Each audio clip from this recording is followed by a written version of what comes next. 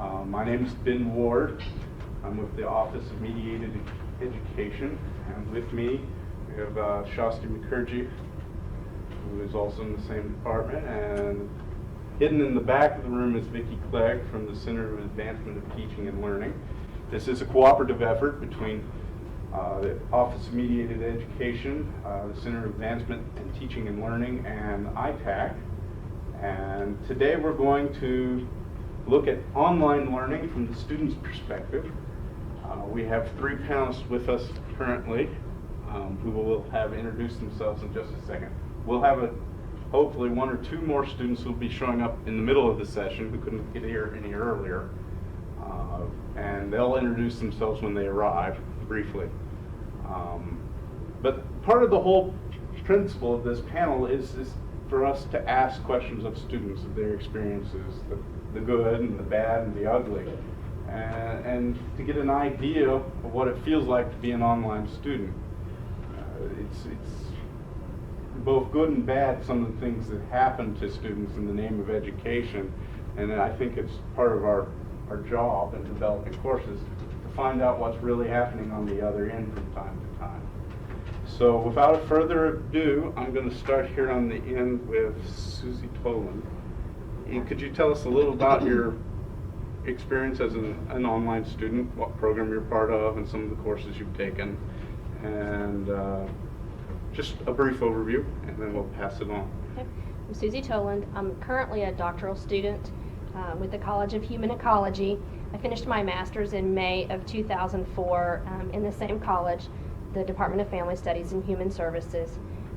If I'm not mistaken, I've taken 4 graduate level courses through the online learning option: infant behavior and development, child development, advanced program development, and the theory of human development.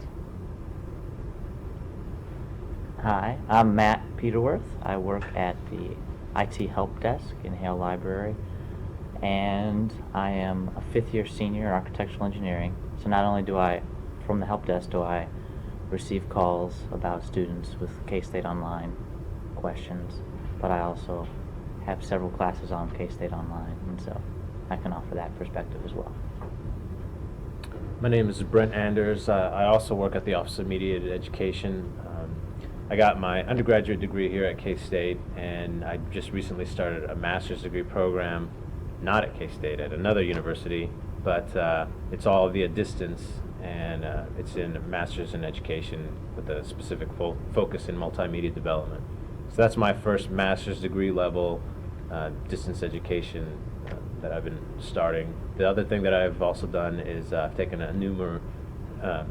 many different courses online through the military. They have a bunch of different options there as well. As I said, when we have other students drop in, we'll have them introduce themselves briefly. Why don't we go ahead and open up with any questions? Does anyone have anything right off the bat? I notice most of you are either pseudo-graduate students or graduate students.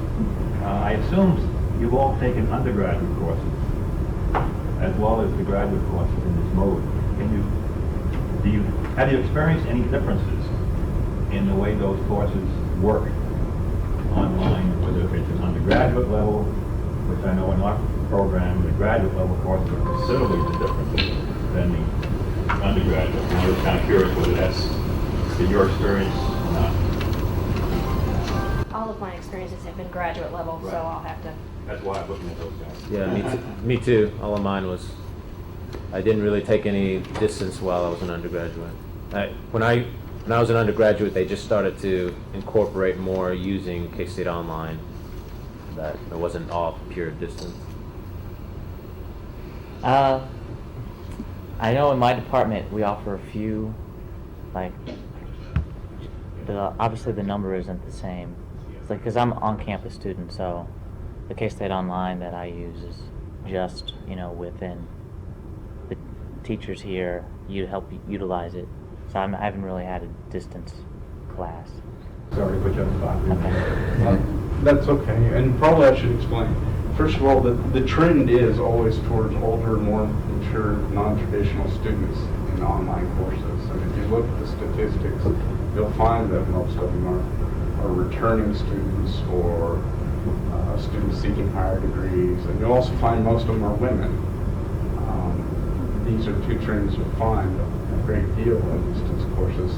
And truthfully, I know a lot of undergraduates who've taken some form of distance course, but it's precious hard to get them to come in and share their point of view about it. And believe me, it really is to get an undergraduate to come in. What do they share with you about it? What do they share with you about the undergraduate courses? Most of them like it because most of them go into distance courses initially just because they think it'll be easier, which is frequently a grave error on their part. At least it is in most instances. But most of them don't expect what they're walking into. And the only ones who really stick with it are the ones who need to because they're schedule constraints. That's been my experience. Because it's much easier in some ways to just show up to class, truthfully. The only reason you would make this effort is if you didn't want to take a course on an evening or on a Saturday, or because you needed to make it to a job. Now that's typically what I find around here where I used to work, which is Johnson County Community College. There was almost an indifference between the two types. Not really an indifference. As far as an experience, there was an indifference. They would take whichever fit best in their schedule. But I know, for example, from the line schedules, that the distance courses filled up first, without hesitation.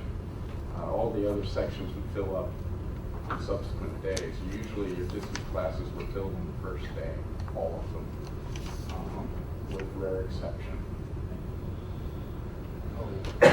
Why is there a limit on the number enrolled in distance learning? Well, frequently. This is odd because I should confess something right off the bat. I've taken over 30 credit hours at the distance myself. So I've gone through an extensive graduate program over online. So that's part of the reason I know some of these things. The other part of the reason this was the focus of my graduate study. Why do they typically limit it? Is because, truthfully, it can be more effort involved to get the same kind of experience that you would in a face-to-face course. And just taking the time to have a conversation with your instructor is the time it takes to write an email, which is much longer than just talking face-to-face. Reading things online, you work through usability studies like Nielsen, it suggests that it's 20% more difficult than reading it from a book. So there's just a little more rigor necessary to make the model work. And that's frequently why they cap distance courses. It's truthfully not to overburden instructors. I've known in a couple of other universities instructors who either quit or have medical problems because they took off too big of a chunk and tried to handle too many students in an online environment and had an idea of how interactive they wanted their course. And it's admirable to make a course as interactive as possible because students get the most out of it in those instances. But to be shuffling, 50 to 100 close interactions with students can be very difficult.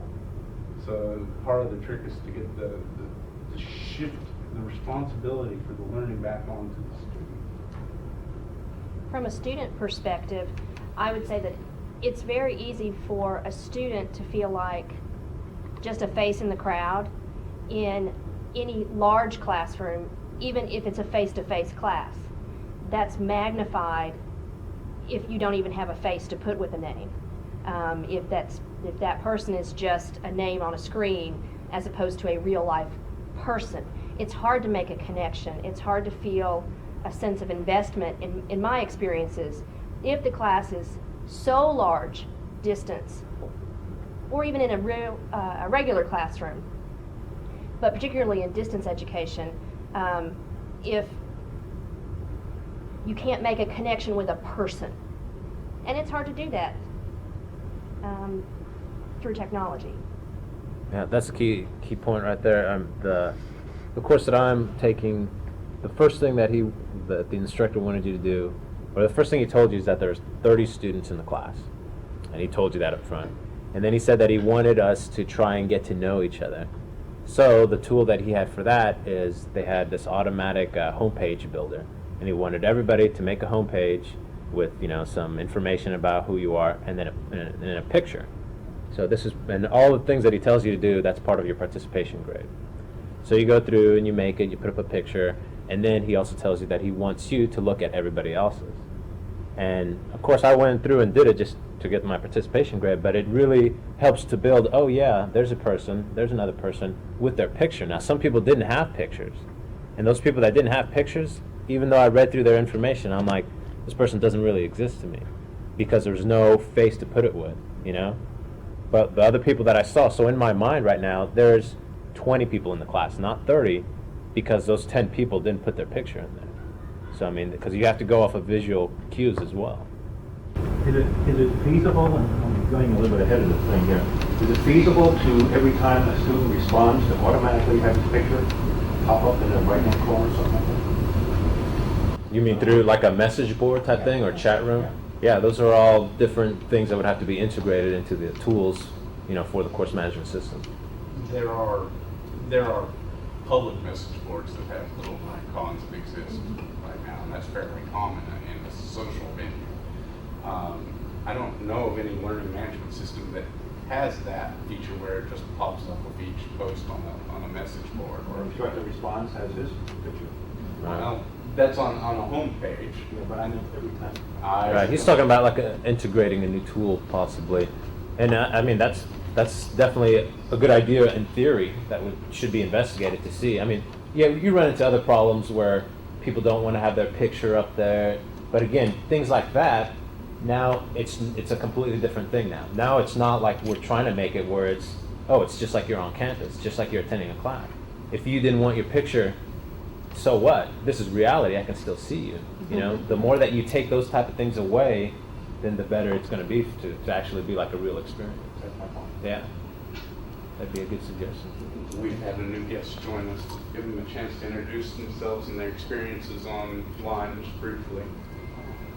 I'm Dottie Evans, and I took a Master's of Industrial Organizational Psychology through distance learning through K-State.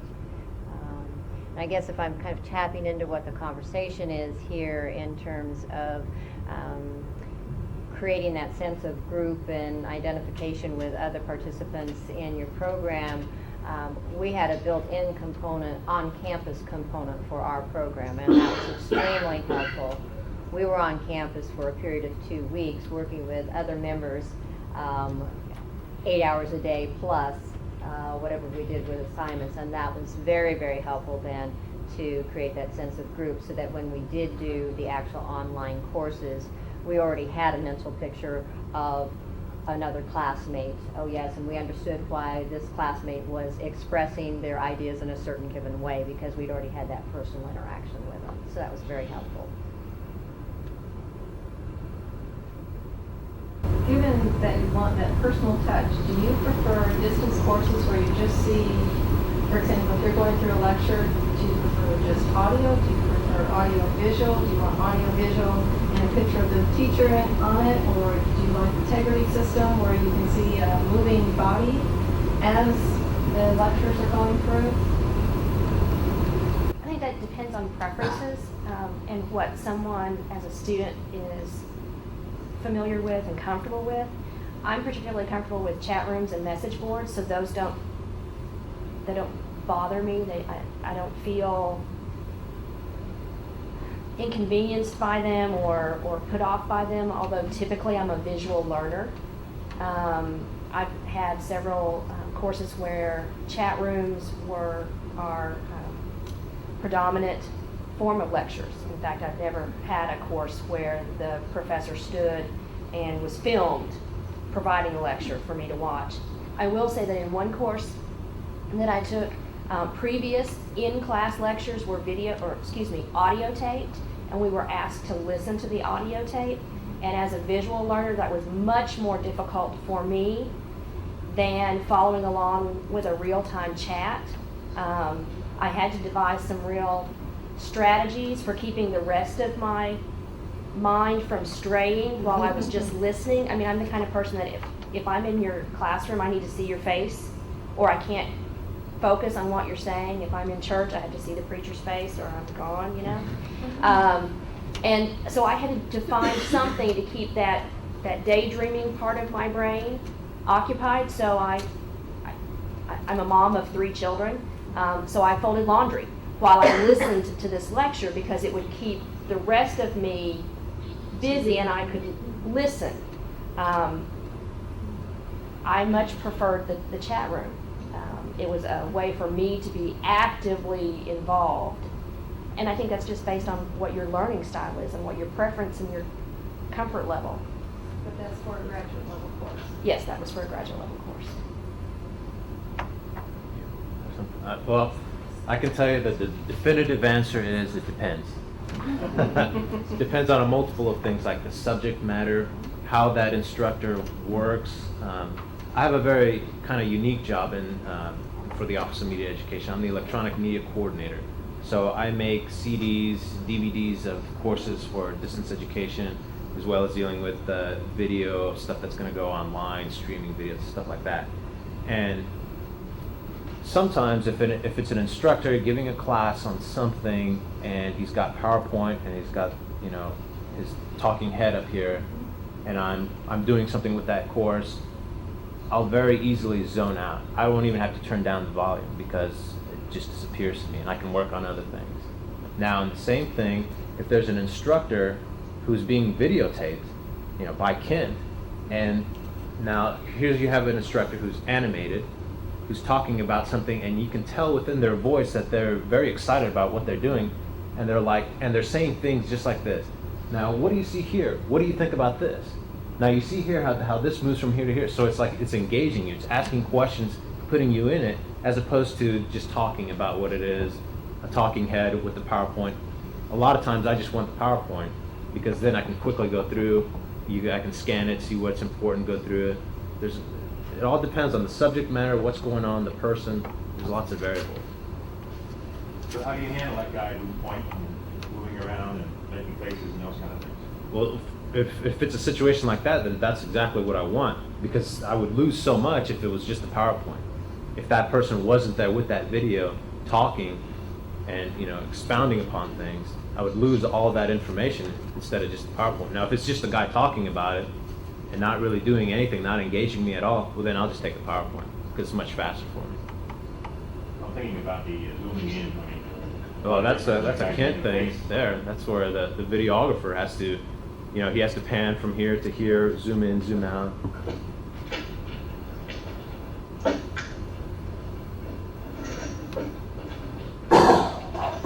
Any other questions? If you don't have questions, I have lots of questions for everybody. If anybody has one that pops into their mind. Okay. What would one of you say would be the most frustrating experience you ran into while being an online student? Or, and Matt probably hears this more than the rest as being part of a help desk, probably gets quite a few phone calls. What would you consider your most frustrating experience? What has not worked for you as an online student? Does anybody want to jump in on that one? I haven't had many technology issues. I'm fairly lucky. A lot of people have had technology problems. My husband is a computer dude, so he typically helps me work through those. As a student, however, what I have been frustrated with is if I'm in a course where the instructor is not particularly organized, because it seems as though that is just compounded by the distance aspects. The courses I have been the most successful in are the courses where I had an overview of what we were going to discuss during a particular class session, a really definitive outline of what was expected of me, when it was expected of me, because you can't just ask a quick question. it is much more difficult. So a real level of organization in the presentation of not only the course material, but the course objectives, the course layout is vital for me as an online student. Anyone want to add to this? Yeah. I get calls in. Some instructors upload their content in Microsoft Office, and some online students don't have that because it costs so much, or for whatever reason they don't have it, and so they're trying to download the PowerPoint, and that encounters a problem. There is a free PowerPoint viewer, however, there is no way to if they wanted to actually print it off, they'd have to print off one slide per page, and that's a waste of paper in that particular instance. But you'll also see problems with documents. So to circumvent this, I know my instructors save all of their content in PDF format because that's pretty much a universal viewing utility. And so even for the PowerPoint lecture for my one class that I'm in, she already shrinks down the PowerPoints to 3 per page, and it has lines for notes. So as we print them off before class, when we go to class, and we just take notes in there. This is an interesting question too, because the thing that really irritates me is the same thing that I try and sometimes help instructors with. So it's kind of an oxymoron type of thing, but anything that hampers my ability to manipulate the information to suit my needs for learning is something that really irritates me. I'll give you an example. Like, instructors might use video, might use PowerPoint, might use all sorts of different file formats, and they might be worried about copyright infringement, someone stealing my course, someone stealing my content, using it for something else. And those are all, it's understandable, and I feel for them, and I try and help them because I do lots of things with instructors as well. But at the same time, nothing irritates me more than not being able to take the information to suit my own needs for learning. Here at work, I have a super fast internet connection. But at home, I have a dial-up, 14-something K, because I live outside of the city. So there's no way I could do any type of distance education online at home. So what I generally end up doing is I'll access it from work and then download everything. If it's a video, I'll download it and watch it at home. If it's any type of PowerPoint, well, then I'll download it. And sometimes if they link it up as just a PowerPoint show, well, then it's a little bit more difficult to try and actually get the PowerPoint if it was just a PPT file where you could just download the actual program. It's the same thing, but different file extensions, but a little bit more manipulation that you have to use. So yeah, it's cool that you can stream the video, and that would function very well for a lot of people, but sometimes there might be incidents where people don't want streaming. They want it so that they can view it in a different situation. Just different things to consider. I guess I would echo the comment about structure. An instructor who is more organized, it was in fact easier if you're preparing. It was easier if for some reason you weren't able to be involved. You had a better sense of where everyone else in the group was if you missed a session. I think another area that perhaps I didn't personally struggle with, but I know other classmates did, for a good share of the program, I was right here on the K-State campus, so that if the instructors identified particular resources that they wanted us to check out, that they knew were available in the K-State library, I could go get them, but other people had a harder time accessing some of those additional research or resource materials because they might, I know of one person who was a long distance from any college or university and didn't have access then to some of those resources. So I think it's important to be careful of that additional material that is required. How is it going to be made available to all of the participants? I kind of wanted to follow up with this because when I was actually working through my master's, I ran into this problem and had to actually go to another university's library and pay an exorbitant fee to become a friend of the library so I could check out materials. And that was cost as much as another textbook, truthfully, just so I could check out even periodicals. So this is a problem that happens a lot, truthfully, if you don't think about it in advance. The one thing the organization I agree on, in fact I agree with everything I've heard, the one thing that always really got to me was whether or not I felt like an instructor would respond to me. Now, I can quite honestly say there were some courses I felt like I had an actual relationship with the instructor at one level or another. It may have not been a particularly close relationship. I knew where they stood and I knew they were actually paying attention to what was happening in their online course. But I've actually been in a course where I would send an email and I had to wait 2 weeks for a reply. And I know for a fact that all the students talk to each other almost daily about this atrocity of response. And it was not a friendly class to be in. The students were grouping together, but their attitudes were horribly negative, and it was probably the worst experience I've had in graduate school. And it was just because nobody was watching the shop, and everybody felt the same thing. And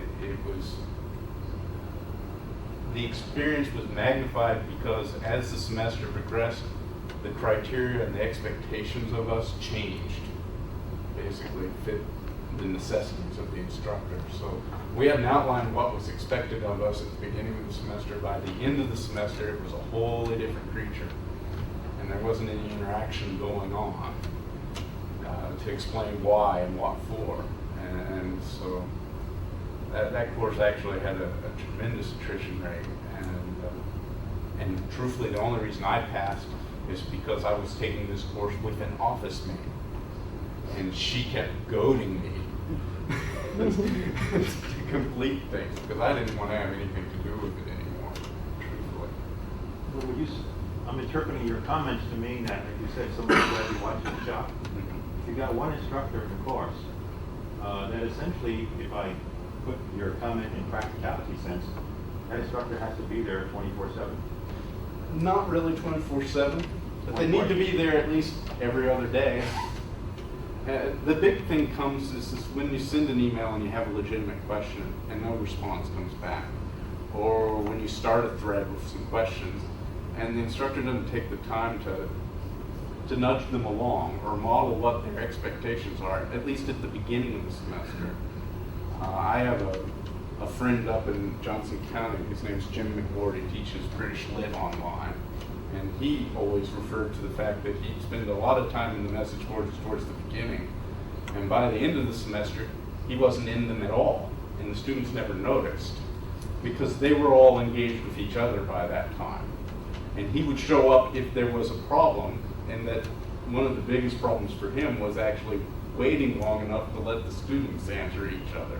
Because once they've reached that, they've gone into that point where they're almost forming a learning community, the instructor's just there to kind of referee or facilitate more than anything. And the one thing that probably most impacted him about that is that his reviews got vastly better for his courses, but they never mentioned him. So his courses got better and better reviews, but his name never came down on the review. So you can do it. The big thing is to set a strong groundwork and be ready to jump in. Is that once you've kind of built a dynamic between the students when you start working as peers, whether in groups or just discussions or what have you, is to just be ready to referee or give a positive comment or send that email when you don't see somebody for a week or two, and to ask them, hey, what's the problem? Because that can also be an important way of keeping students funneled back into the course and engaged.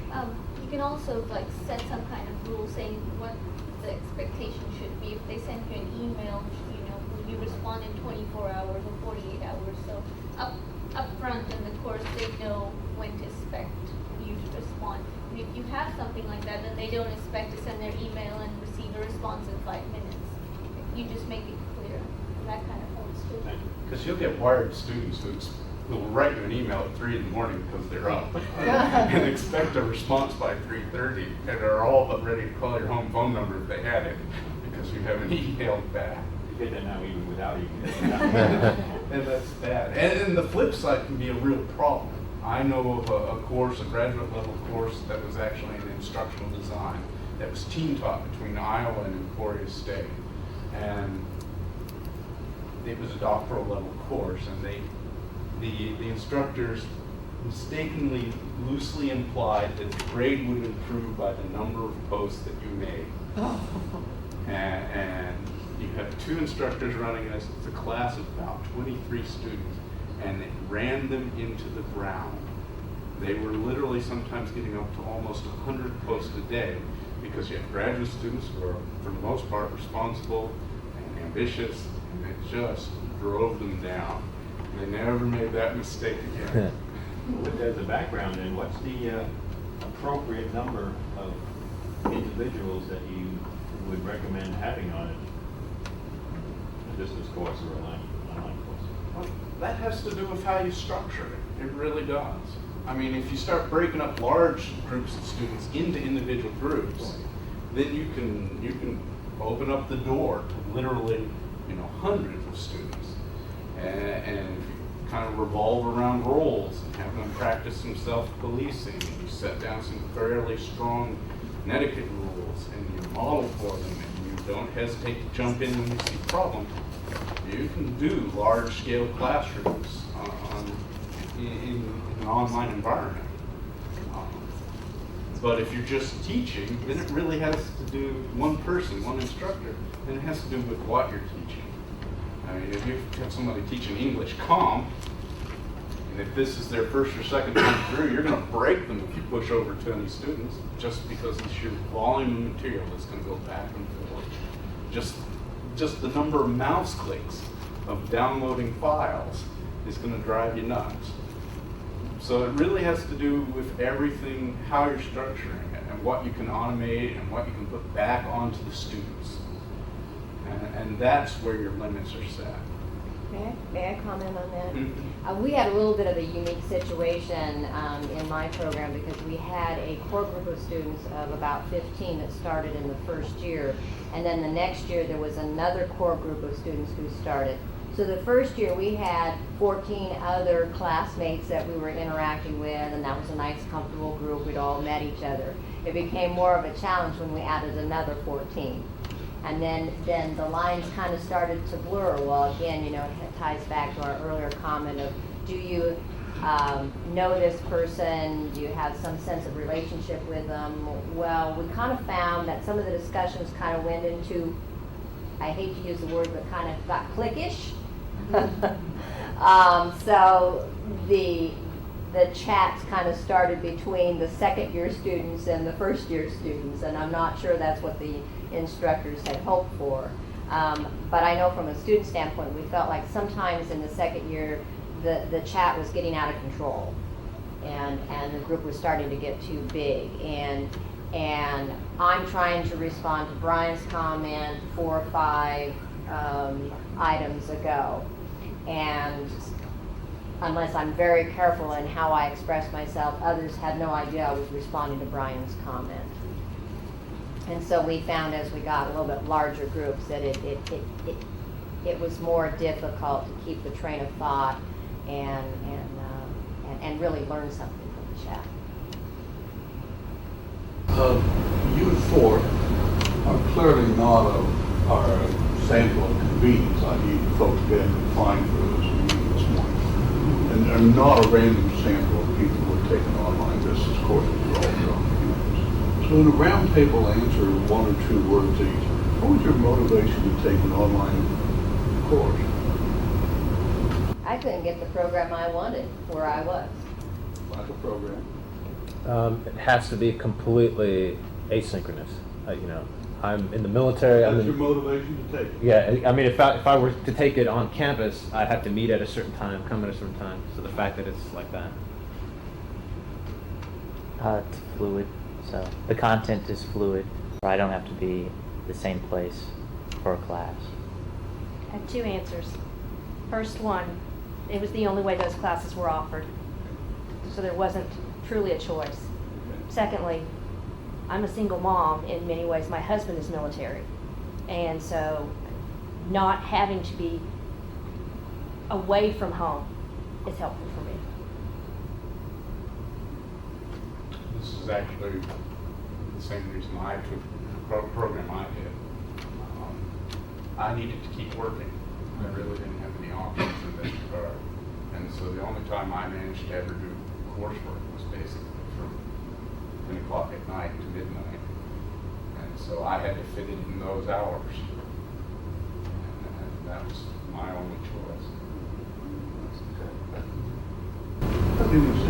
Given that response, when I teach a distance course that's for undergraduates and graduate students, do you prefer a course that has a set syllabus that requires you to turn in materials at a certain point in time throughout the semester and have a distance course that starts semester by semester?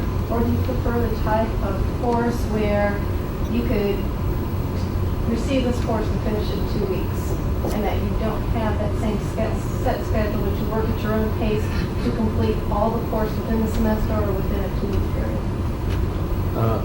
Personally, I would say the first option, where you have, as long as it's not to a point, you know, if you have like, okay, we're going to have all these lectures, and then, you know, a month from now we're going to have the first assignment, then that's what I would want. Because it would be, okay, here are all your lectures every week, and guess what, I missed the first 2 because of other things going on.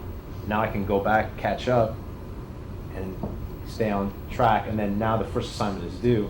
The whole time I've been thinking about that first assignment, so I've been gearing towards that first assignment. Rather than just you pace yourself. Right. I mean, I do want the pace myself, you know, so there needs to be some leeway, but not to the point where it's completely flexible and, you know, whenever I get it done, because then I'll never get it done. Yeah, I took an intercession class last May, and the teacher offered the same class online during that intercession time. Well, that particular class was only offered in intercession. But I think if for the students that want a faster paced course and to complete it all in 2 or 3 weeks, I think offering it in intercession would be a better, another option as opposed to. This wouldn't have to be intercession, but this could be, I know of courses that are offered for spring semester, and it's self-paced by the students, so you could take this course and be done with it in 2 weeks if you dedicated the time to it. That's the big thing with other universities is their online programs are all study your own pace. You could enroll middle semester whenever you want because you just start and you finish when you can. And So that's something we don't do here, but others do. And the reason I ask that is because out of the students who enrolled in my course this semester, one of them dropped out of the course because I had a set syllabus that certain assignments had to be turned in at certain periods of time.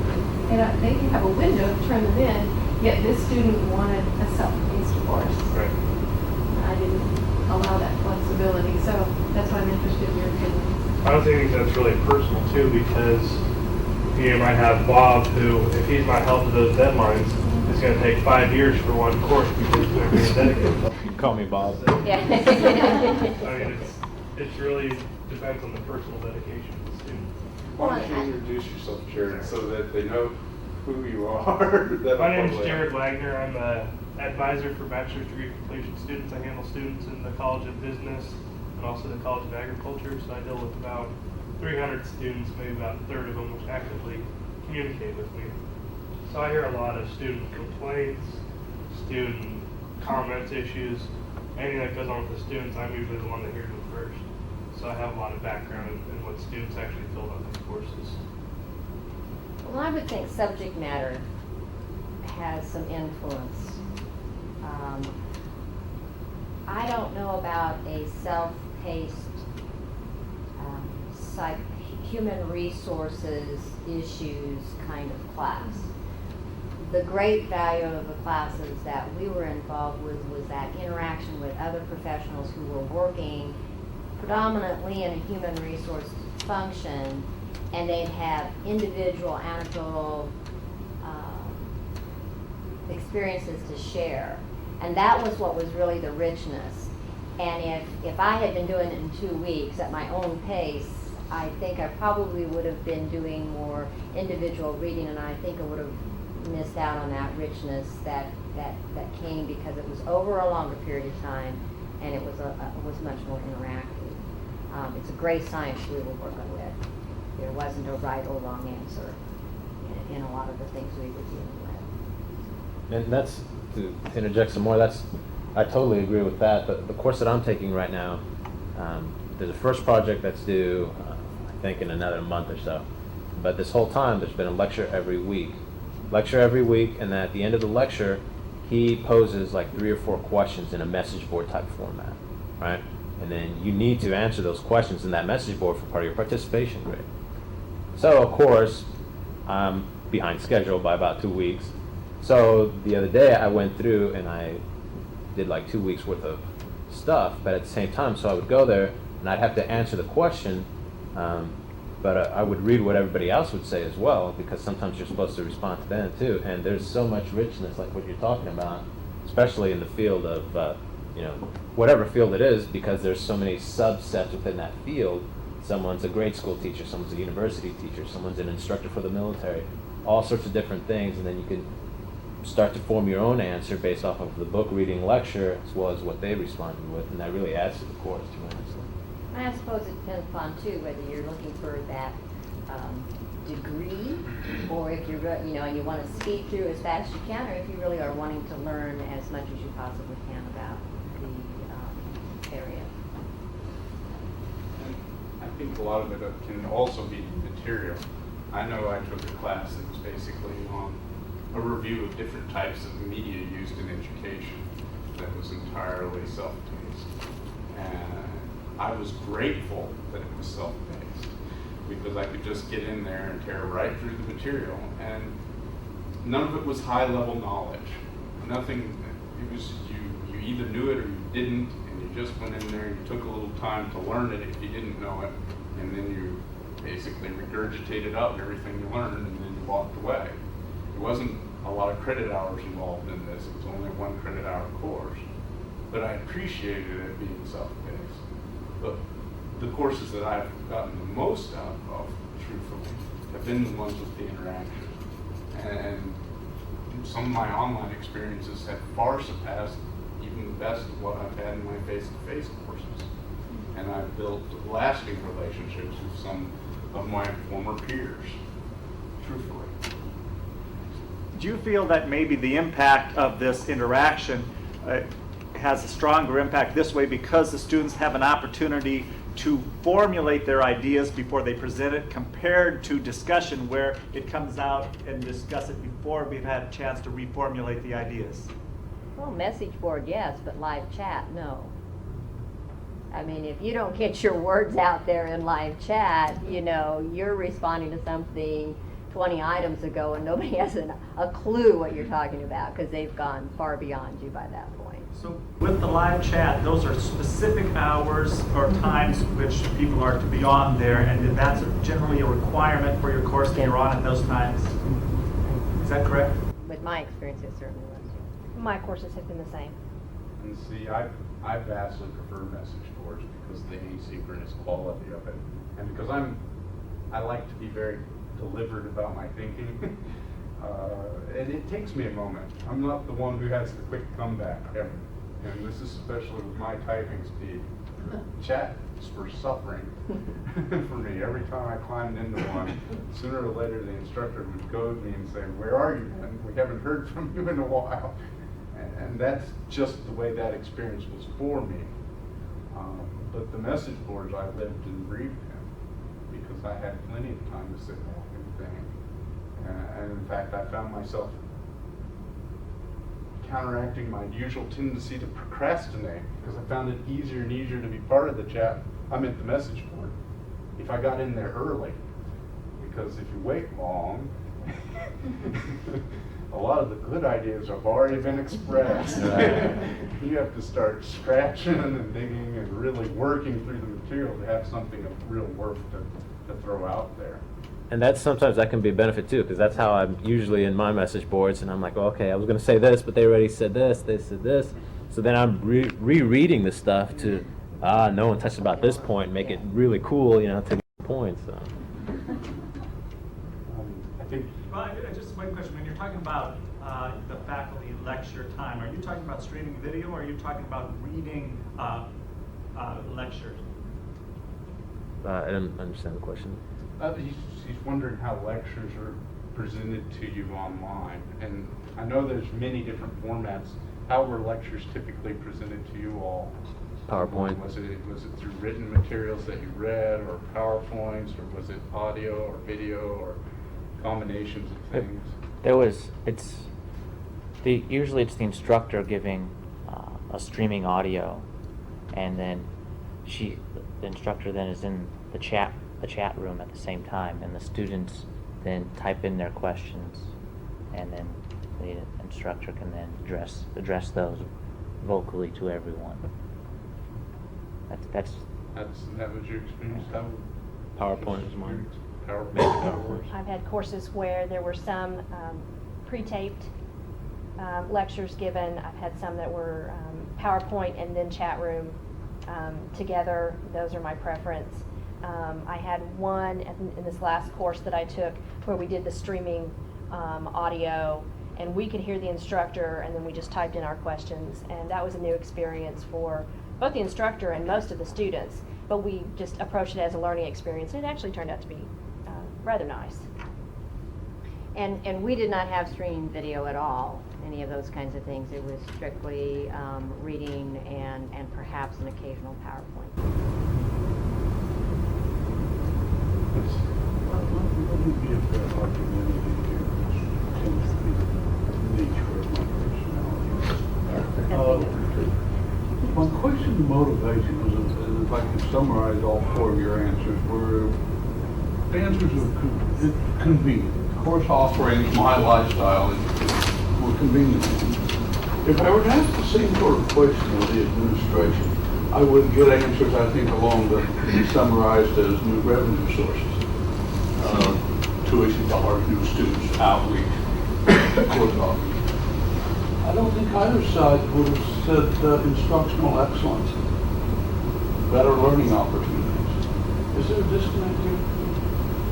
I mean, as far as us choosing a distance education? What would go about education for? Learning opportunities for instructional excellence. And I don't think I would hear that. Well, this is my turn to argue that. I'll be quite honest, some of the most deliberate, well-designed courses I've ever seen have been online courses. They become works of art. They are ongoing publications, truly living experiences and documents. But that's the exception as opposed to the rule. Most online courses that I have seen one way or another are just trying to get an exchange that is at least comparable to whatever's happening in the face-to-face environment. And there are those instances where I've seen some of the worst excuses of instruction happen in the online environment, things that you would never get to be able to pull off if you were doing it on campus. I've seen that also over the last 5 years of dipping through literally hundreds of courses. But there are some online courses out there that are in many ways vastly superior to their face-to-face. Look at the motivation for the work that goes in. But I don't think the motivation that we express is any different from the motivation for taking a particular course that the average student would give. If you have several sections of a course and you ask a student, why did you choose this section as opposed to any other, it's typically because that's what fit their schedule. They don't want a 7:30 class, but they'll take a 10:30. Or they can do Monday, Wednesday, Friday, but they can't do Tuesday, Thursday. I don't know many students, and maybe they should in an ideal world, but I don't live in an ideal world, I live in the real world. Maybe they should select courses based on the opportunity for academic excellence, but most of us choose things because it fits. Well, I have to say I chose it for the program because, as I mentioned, I was not you know, anywhere near a campus that had the exact program that I was looking for. And I didn't want to settle. I already had done that once and it didn't work out very well. And so I really was truly focused on just exactly what am I going to get out of this from a program standpoint. But I would also say that perhaps I'm lucky, but I had a good experience with distance learning. And if I were to pursue a PhD, which is not necessarily on my radar screen right now, but if I were, I would love to be able to have another distance learning experience. Because for me, it just really tapped very, very well, not only into my lifestyle, but my learning style. And I really appreciated the experience that I had, and I'd want to do it again. Above a choice of doing it on campus. I'd go distance. Yeah, I'm the same way. From my undergraduate experience, comparing that to distance education experience, I see no difference, because I took many a class that I thought were completely worthless as on campus, you know. So it's like there's no difference to me. It doesn't necessarily have to do with how it's presented, as opposed to the people that are presenting it, what they're doing, the interaction. There might not be any interaction based off of what's going on in the course, but the quality, you know, what's going on, that's the important thing. You don't No say comment. much. A comment that was made here by a colleague here on I guess you'd say teaching quality, the way I I'm just curious to know the learning learning. quality, things like that. Makes me, in the comments we got back here, which say, I don't worry about that, I just take the course because I need it, and that kind of thing. If you extrapolate, at least in my mind, if I extrapolate that further, and we get more and more into the technology of the area, the instructor then almost becomes a middle person, who is essentially saying to the student, these are the objectives, here's the material that you need to know, prove to me at the end of the course that you know it. I'm being very crude. I understand, and truthfully, and I'll be upfront, I'm a huge advocate. I'm also a huge critic of distance education. So it depends on what time of day you catch me, what you'll hear come out of my mouth about giving an online course or an approach to online education. But I myself, when I sit down and seriously think about it, I see it as a huge opportunity to take a lot of the management aspects of teaching and automate it, and free up some of the time to get back to the craft and to the art of instruction. Now, I've met instructors who've recorded a lot of their lectures, and they put them online for both face-to-face and distance students. And these are instructors who suddenly find themselves more time to spend with students, actually doing something other than being the sage on the stage, helping them work through problems, and really getting involved in their questions and discussions, and focusing, whether it's time online or in a class, doing things, applying the knowledge, getting involved with it, getting back into having fun with teaching. I've always lived with a little bit of dread that someday I would end up being a college professor that knew the same lecture 15 years ago. And I just walk in and I do the same thing, and the room could be empty and I might not notice. and so I think we need to get past that and kind of breathe back some life into teaching and get some of the things that we all dread, like the grading of quizzes, or I lost your syllabus so I didn't know what was necessary this week. And just put them out there and eliminate those excuses. I mean, take the time to build and reflect on our own courses as there is an online document, kind of a living, breathing experience. And then we can just keep improving ourselves. Breathing life every semester. I found this didn't work as well as I liked it last semester, so now I go in and I have the time to work on it. Whereas if I was doing it in a face-to-face course, all that time is eaten up by getting ready, walking in and doing it, and then walking out. there's a chance to just kind of create a cycle of continual renewal, because there's no permanence to an online course than a face-to-face experience. Do you think you would save time, the time again? Not at the beginning. Right. I'll be honest. When you step into building an online course, it's a task at the beginning. Well, in a world that my colleagues and I live in, we have split responsibilities. We're not just, I understand. and so as a result of that, if we can save 2 hours a day by not being, I'll use the word teaching, or hope you understand what I'm saying, okay, and push that into research, or push that into clinical work, or service, etc. That's a good deal for us.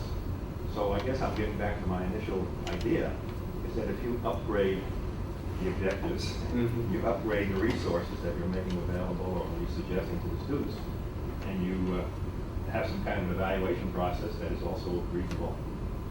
I don't think you're ever going to get away with just automating the process. I mean, basically what you're suggesting is if we take enough time to design it well, Yeah, right. we can create a correspondence course and let the machine handle the rest. Except for the annual updating and, oh, here's a new discovery, or here's new information, etc. And that's not what students are looking for. But you're gonna That's spend right. a lot of time answering messages if you got 100+ students in class. It wants you. You'll put in effort. There's no way to deny that. It depends on how you develop your course. There are ways to keep it from being such a huge management task. There really are. But the truth of the matter is when you first start this, it's going to be a big task because you're just learning the ropes. It's in a lot of ways, it's learning a new set of skills. But there are ways to make it so that it can free up time or change the way you spend your time, and it become a much more deliberate process overall towards instruction, which it's easy to forget to do that somewhere in the process of teaching. It sounds like what you're describing are two different options. One is turning something into an independent study where all the information is somewhere, and the courses you're talking about are not at all independent. Well, they're not centered around independent study. They're centered around professional interaction that has the workplace evident within that. Can you describe the difference between a course which is focused around independent study and a course which is focused around this interaction? What are the differences between those two? Well, I mean, I think a lot of it would have to deal with the actual content that you're trying to learn. You know, I mean, if it's a lower level class that really isn't that difficult, sure, independent study. I mean, just, if it's really that simple, just study it on your own, take a CLEP test, you're done. You know, but if it's something where there is a lot to be learned from other variables beyond what's in the book, then you do want an actual course with interaction, with things that'll come up. You see the theory, but you have a question about why do you have that question, because you're thinking about that theory as applied to your own personal use of that theory. So that's where you want to pose a question to the instructor or to others. I'd like to comment on that. This is one thing that's come up with some of my students. Particularly when students do feel like they've just read the book and turned in assignments, they start to feel that, hey, Kansas State University had nothing to do with this. I did everything on my own. It doesn't fail that every semester I get a student calling in saying, the teacher didn't help me at all. I did this on my own. Why do I have to pay the tuition for this? I did it all. All myself. I want my tuition back. And every semester we have to deal with that. Literally a student calling and requesting refund of the tuition because they taught themselves a course. So I think that's a danger we're looking at by getting too automated. I also feel that it is on the instructor whether the course is that way or not. I know if an instructor really wants to do it, they're going to create a great class and they're going to have great interaction and everybody will enjoy it. However, if the instructor is maybe picked by his college and said, hey, this is on a degree program, we need somebody to do this, then they might, do the bare minimum, and that's when we see these issues. Well, I agree with the students. And If the teacher isn't teaching, then why are they even hired here to be a teacher? You know, the really value and impact of teaching comes from interaction, from teaching. So, what I'm curious, I'd like to see, because I'm really interested in this type of thing, and how can we enhance instruction? What are the specific things that a teacher who is effective online, what do they do? And I think a lot of what you'll find is it's having a well-organized structure, and it's developing out interactions between students as well as between the instructor and students. And you see, that's absolutely no different from what you do in the classroom. Yep. Because students will invariably say, it's the teachers who are well organized and the teachers who have a lot of personal interactions to help me learn in the classroom. It's just the way we do it in those two environments obviously has to be different. Yeah. But the effect has to be the same. My argument that I keep stressing that bounces right off of that is there's our whole portions of teaching that really are just basically classroom management. And these are things you can just get off your plate forever. I mean, Give an example of what you mean by classroom management. okay, if you have a series of handouts that you hand out through a semester, you can literally go in and convert them all into a digital format, and you can program when they appear to students and when they disappear, and you can have it all done in a single day. Syllabus, assignments, descriptions, Response to that. all those pieces and parts can be there. And then you don't have the dog ate my syllabus, or I didn't know that I was supposed to do this on this day. That is gone. But what about the steps before that? Developing the syllabus, developing the objectives, That's developing the the support front end material. work.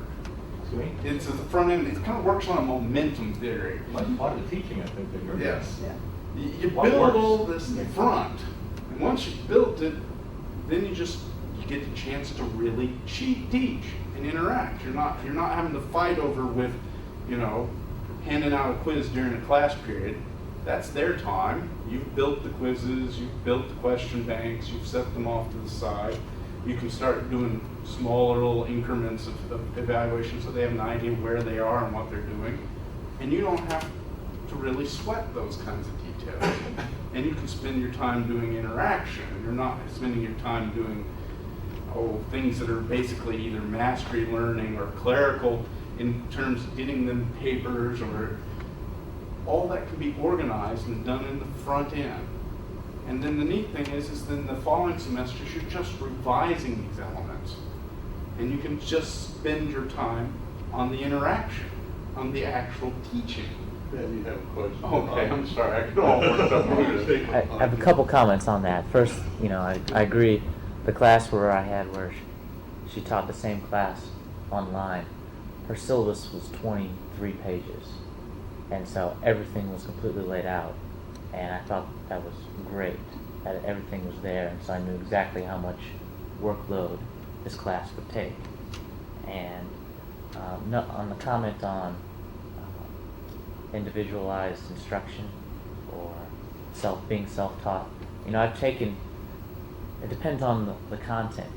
For instance, I'm in engineering, so I took 2 of my physics classes that I required over the summers because they were independent study, and I could go in and I would literally spent 4 days each of those 2 summers learning 4 chapters a day, because that's the way I can learn most efficiently, is to go in and learn it. But that content doesn't change, and there's no real discussion. If I had a question, then it was sort of like an open lab where there would be one physics instructor there, and then in the open lab for all the physics, physics 1, 2, 3, college versus engineering physics. And so then I could ask someone, as opposed to say an English class, or where there's discussion, where the learning isn't discussion-wise, where that would be different along those lines. Does that make sense? Do we have any difference between less than successful online teaching and what we do a number of the fall 6 times a day here on campus, where I figure that's the best example of distance ed from the front of the classroom to the back? Students give or take change, and you're 2 time zones away in the back of it. What's the difference? I mean, you have no interaction. Can't. It's what's it, 250 people? Yeah, those are the classes that I thought were completely useless to me. They were independent learning to me. I'd show up for the lecture and I could barely hear him. I couldn't see what he was writing, you know. And then the really thing that irritates me is I'm not mentioning any names, an instructor would pose a question. No one's going to answer the question. You know, there's 100 people in there.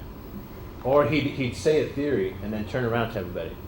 Why aren't you guys arguing against me, against this theory? Back when I was in college, we'd have demonstrations and blah, blah, blah. Like, there's 100 people here. You know, I'm not going to take up anybody else's time to try and argue something. But those are the type of things that really irritated me. And even if there was a situation where it was the exact same thing, let's say that I was in an online distance course where it's the exact same thing, you know what? I might argue his theory. I might pose a question simply because I'm online. You know, I don't have these 100 other people that are going to look at me or say, hey, why are you asking questions? You're taking up our time. So that right there would be, you know, one valuable thing just from being at a distance. Well, that was a question I had. Are students more comfortable, you know, asking questions, you know, online through a message as opposed to traditionally in class or after class coming to the instructor's office? Again, there's lots of variables, you know. In that situation specifically, I would be more comfortable just emailing the instructor or posting a message. Now, if it was in a class where there was like 8 people, you know, I'd much rather ask them right then because we could discuss about it with the 8 people, you know. So there's lots of variables. But when you've got 100 or 200, I'm not going to ask a question. Everybody will be looking at me. Yeah. In practicality, anybody who's taught more than a couple of years realizes that most questions that you get are individualized with the student's frame of mind, right. Its experiences, her knowledge base, all that kind of stuff. And so you really, you said, we're leaving out the 95% of the students because they're just saying, oh, I know that everything, or I don't care about it. Well, one more thing about what we were talking before about independent study. I would love to see at a college level type thing where there would be the term that we've been using for distance education is just-in-time learning. I would love to see that, you know. I mean, I was a non-traditional student when I started my undergraduate work because I was in the military for 4 years. And I was always worried about that going through and getting my education that I would be going through in a class and then they would refer to something that I was supposed to have learned in high school that it was fresh in the mind of everybody and they all knew it, so they started talking about it like everybody knew it, where I would have no idea what they were talking about because I forgot it was 4 years ago, you know? Things like that would be great where there'd be a small class where it would be totally independent, a course that I could take online, but would be approved by the university, you know, because if I'm going through taking a math course and they talk about the Pythagorean theorem and I totally forgot about it. Well, yeah, I could spend my time going online, looking for it. I'm sure it's out there somewhere. But if it was within, say, a quick little catalog of free distance courses that I could take through the university that are certified to be correct, then I wouldn't have to worry. I could easily find it, learn that information, now come back into the distance course and say, oh yeah, about the Pythagorean theorem, blah, blah, blah. That would be great, and that would be a great use of that course for that instance. You know, there's times and places where you can use all sorts of things based off of the situation.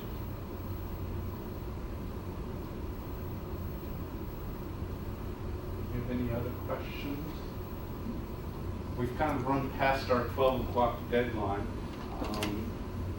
Actually, the first portion of the whole session is largely the discussion of a presentation, and then we have the room until 12:30 for anyone who wants just to hang around and chat or get to know some of our panelists, or any questions you just might want to have on an interpersonal level. I appreciate you all showing up. I feel like this has been a valuable time. We look forward to seeing you in October. We'll have a session on using PowerPoint effectively. And then in November, we will also have a showcase, online teaching showcase. And we hope to see you in the future. And thank you once again for your wonderful On your questions. PowerPoint, maybe a month from now, will you have a screen set up so that you can demonstrate the I believe absolutely.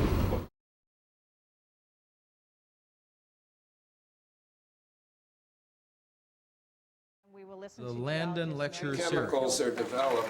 I would like to take a moment to congratulate all of you issue who are graduating of, today with virtual commencement on September. Kansas State University's Office of Mediated Education.